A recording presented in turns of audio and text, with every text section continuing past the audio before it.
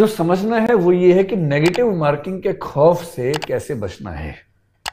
और ये बहुत साइंटिफिक मामला है, एकदम एकदम गणित है ये। अगर आप इस गणित को समझ लेंगे तो चिंता करने की जरूरत पड़ेगी नहीं।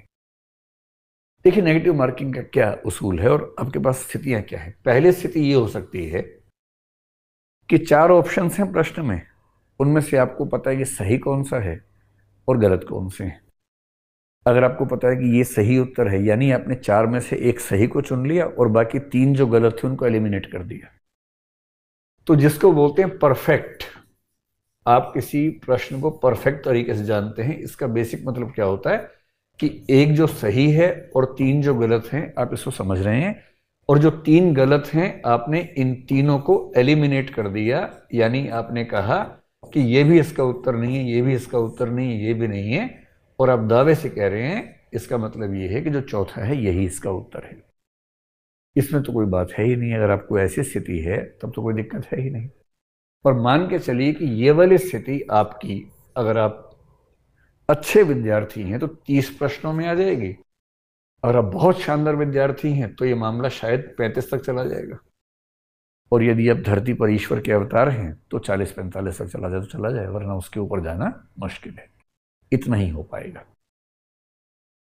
सेकंड सिचुएशन को देखिए। सेकंड सिचुएशन ये हो सकती है कि 4 ऑप्शंस हैं, आप इतना समझ पा रहे हैं कि इन 4 में से ये 2 आंसर तो नहीं है, पर इन दोनों में से कौन सा सही है आपको ये नहीं पता। यानी 50% एलिमिनेट हो गया, बाकी 50% 2 में से एक है, आपको नहीं पता चल रहा। अब इसका मतलब ये हुआ कि आंसर है तो ये या ये, और आप इन दोनों में डाउट में हैं। इसको हम कहेंगे कि 50% आपका आंसर सही होने की संभावना है। यूपीएससी का नेगेटिव मार्किंग का तर्क पता है क्या है? इसको पहले आप बेसिक आर्गुमेंट समझ लें कि मान लीजिए कि मैं 100 प्रश्न कर रहा हूं और मुझे एक भी प्रश्न नहीं आता ही नहीं, मैंने कभी पढ़ाई की ही नहीं, बस क्योंकि मैं 21 साल का हो गया था और क्योंकि मैंने ग्रेजुएशन कर ली थी इसलिए फॉर्म भर दिया था, और जिस दिन एग्जाम हुआ चल पड़े एग्जाम देने के लिए, एक भी प्रश्न नहीं आता। और मैंने सोचा अब आ ही गया हूं तो मैं खाली क्यों बैठूं, तो मैंने क्या किया, 25 में ए लगा दिया, 25 में बी, 25 में सी, 25 में डी, तो क्या लगा दिया। अब यूपीएससी क्या चाहती है, जिसको बिल्कुल नहीं आता उसका स्कोर 0 आना चाहिए। ये कैसे होगा? अगर मुझे एक भी सवाल नहीं आता, मैं सब में तुक्के लगा रहा हूं, तो 4 उत्तर में से एक उत्तर सही होना है। यानी मेरा हर उत्तर सही होने की संभावना 25% है। यानी अगर 100 के 100 प्रश्न नहीं आते तो मेरे 25 उत्तर ठीक हो जाएंगे और 75 गलत हो जाएंगे। ये कॉमन सेंस की बात है। अगर मेरे 25 उत्तर सही हुए और 75 गलत हुए तो नियम क्या है, जो गलत है ऐसे 3 गलत उत्तरों से एक सही उत्तर कम हो जाएगा, जो मैंने भी आपको समझाया। तो 75 उत्तर गलत हुए, इसको 3 से भाग कर दीजिए तो ये बन गया 25।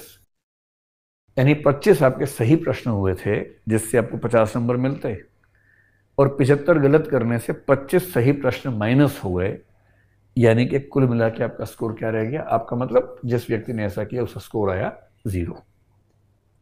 बड़ा साइंटिफिक सिस्टम है कि तुक्का लगाने वाले को ना फायदा हो ना नुकसान हो, उसको उतना ही स्कोर मिले जितना उसको आता है, और तुक्के वाला हिस्सा गलत हो जाए। पर ये तुक्का कब है? जब कुछ भी नहीं आता है। ये उस तुक्के की बात कर रहे हैं। अब इधर आइए वापस, ये वैसा तुक्का नहीं है, आपको 50% आता है। 50% आने का मतलब है कि यदि आपने सवाल किया तो सही होने की संभावना 25% नहीं है जो पूरा तुक्के में होती है। यहां सही होने की संभावना 50% है, आधी संभावना है। अब हम एक संख्या मान लेते हैं, 36 की संख्या मान लेते हैं।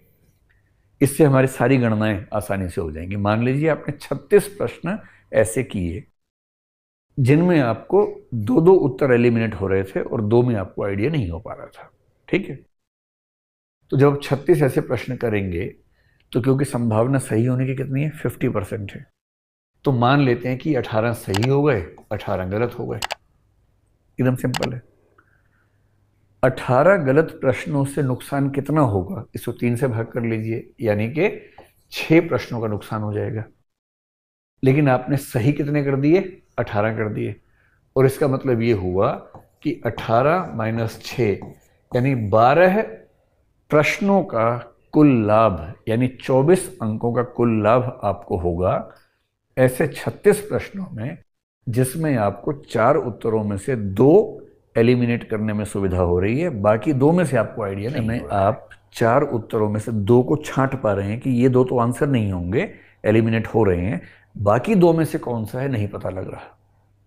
मेरी व्यक्तिगत सलाह ये है कि ऐसे हर प्रश्न में आपको अटेम्प्ट करना चाहिए, क्योंकि कॉमन सेंस से, प्रोबेबिलिटी के नियम से ऐसे केसेस में आपको अंततः फायदा होगा, नुकसान नहीं होगा। अब तीसरी कंडीशन ये हो सकती है कि 4 ऑप्शंस हैं, आपको इतना पता है कि भाई इसमें ए तो नहीं हो सकता, लेकिन बाकी तीनों में से कौन सा है ये आप नहीं समझ पा रहे हैं, इन 3 में से कोई एक ठीक होगा। अब जरा इसी कैलकुलेशन कर लें, यानी इसमें आपका उत्तर सही होने की संभावना 33% है, यानी कि 3 में से 1 है। एक तो आपको पता ही कि वो तो आंसर हो नहीं सकता, बात खत्म हो गई। बी सी डी में से आपको पता नहीं, आपने कुछ भी लगा दिया, तो बी के ठीक होने की संभावना 33.3 है, इतनी ही सी की, इतनी ही डी की है। इनमें से कुछ भी लगाएंगे तो संभावना ही रहेगी। यदि 33% संभावना है, मान लीजिए कि ऐसे 36 प्रश्न हैं। 36 संख्या मैंने इससे ली है कि वो हर एक गणना आपको आसानी से हो जाएगी। 36 में 33% का मतलब है कि 12 प्रश्न आपके ठीक हो जाएंगे और 24 प्रश्न आपके गलत हो जाएंगे, ऐसे प्रश्नों में से। तो इसका मतलब क्या हुआ, अब देखिए 24 गलत होने से जो नुकसान हुआ वो 8 प्रश्नों का हुआ, ये -8 हो गए। लेकिन आपको जो फायदा हुआ वो 12 प्रश्नों का हुआ, और इसका मतलब ये हुआ कि नेट बेनिफिट आपको यहां पर 4 प्रश्नों का हुआ, वहां तो 12 प्रश्नों का था, यहां पर 4 प्रश्नों का है।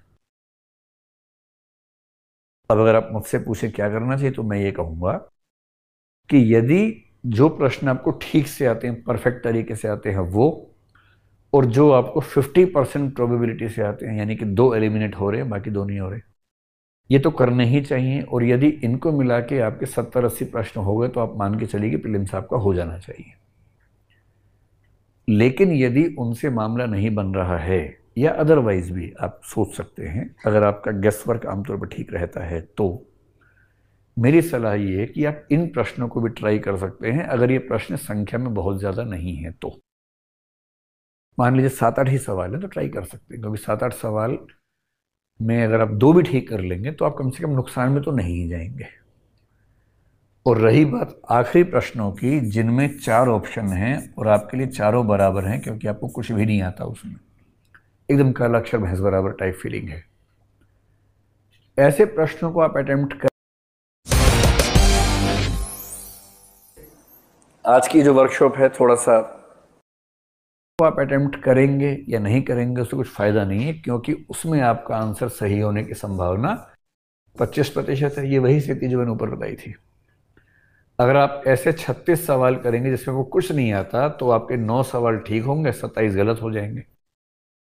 27 गलत होने का मतलब हुआ -9, 9 ही ठीक हुए थे, कुल मिला के निचोड़ क्या निकला, 0।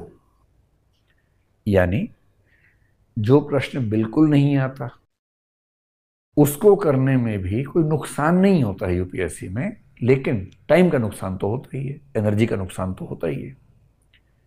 इसलिए अगर आप मुझसे पूछें कितने प्रश्न करने चाहिए, तो मैं कहूँगा कि 85 प्रश्न लगभग कर देने चाहिए कम से कम। हो सके तो 90 तक भी कर सकते हैं, यदि आपकी बाकी तैयारी के हिसाब से वो मैच करता है, सूट करता है तो। और दूसरी बात, जो प्रश्न नहीं आते हैं वो करने चाहिए या नहीं, तो मैं साफ साफ कह रहा हूँ, जो प्रश्न पूरी तरह से आते हैं वो तो करने ही करने हैं। जिन प्रश्नों में 2 उत्तर एलिमिनेट हो रहे हैं वो भी करने हैं, और जिन उत्तरों में, जिन प्रश्नों में 1 आंसर एलिमिनेट हो रहा है उसको भी करने की कोशिश कर सकते हैं। कोई खास हर्ज की बात इसमें नहीं है, क्योंकि इसमें अंततः निचोड़ के रूप में कुछ एक्स्ट्रा बेनिफिट ही होना चाहिए, अगर आपकी कॉमन सेंस ठीक है, अगर आप ठीक अनुमान कर लेते हैं। ये उस व्यक्ति की बात है, क्योंकि कुछ ऐसे व्यक्तियों को मैं जानता हूं जो हर तुक्का गलती करके आते हैं। ऐसे मतलब लोगों के बारे में मेरे पास कोई राय नहीं है, मैं तो उनकी बात करूं जो कॉमन सेंस का इस्तेमाल करके कम से कम उतना गेस वर्क कर लेते हैं जितना करने की अपेक्षा इस एग्जाम में की जाती है। ये सारी सलाह उनके बारे में।